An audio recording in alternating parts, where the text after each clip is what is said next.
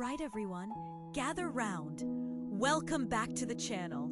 It's your old pal here, and after 20 years of navigating the ever-changing landscape of content creation, I've learned a thing or two about what truly resonates with people. Opening hook, visual, a montage of various moments from your life, showing growth and experience, ending on a warm, inviting smile to the camera. Today, we're diving into something a little different. Something that's been on my mind a lot lately, the power of our words. Now, I know what you might be thinking. Here we go, another self-help guru. But trust me, this isn't about preaching. It's about sharing some ancient wisdom, filtered through my own experiences, and seeing how we can apply it to our modern lives. We'll be talking about 13 types of speech that Buddhism advises us to avoid, and how avoiding them can potentially lead to a happier and more fulfilling life. This is a gentle, calming visual, perhaps a nature scene or a serene image of a Buddha statue. And honestly, they've been a game changer. It's not about becoming a saint overnight, but about making small, conscious shifts in how we communicate. And let me tell you, those small shifts can have a ripple effect on everything around you. Now, before we jump in, a quick disclaimer. I'm not a Buddhist scholar. I'm just a storyteller, sharing what I've learned and how I've applied it. We'll be drawing inspiration from Buddhist teachings, but adding my own personal spin and insights.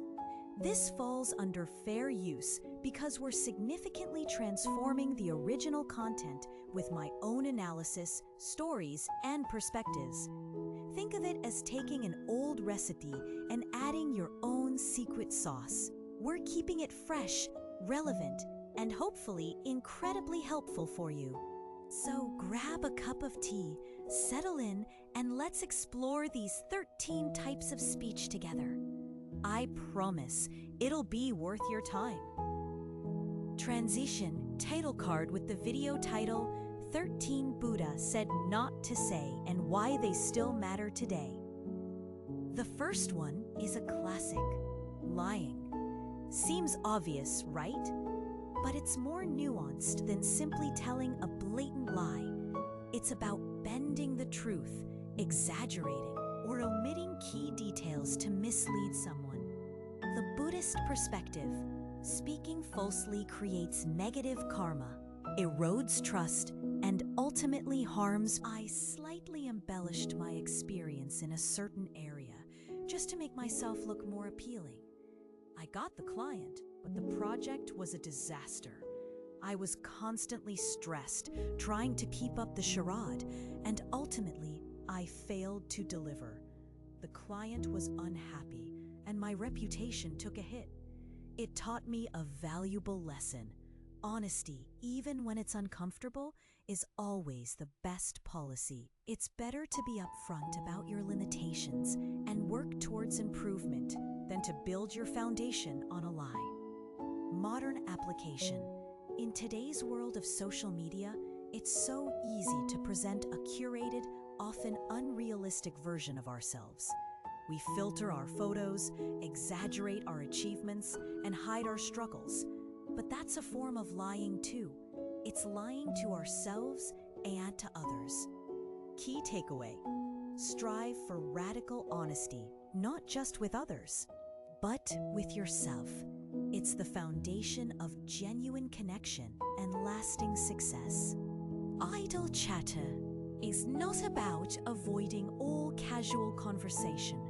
It's about being mindful of the content and purpose of your words. Are you just filling the silence with meaningless gossip? Or are you contributing something of value? The Buddhist perspective.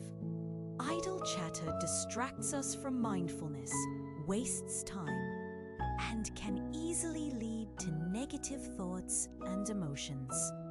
My take: I see it as a form of mental clutter. Just like a messy room can clutter your mind, so can a constant stream of pointless chatter. It prevents you from focusing on what truly matters. My story: I used to be a master.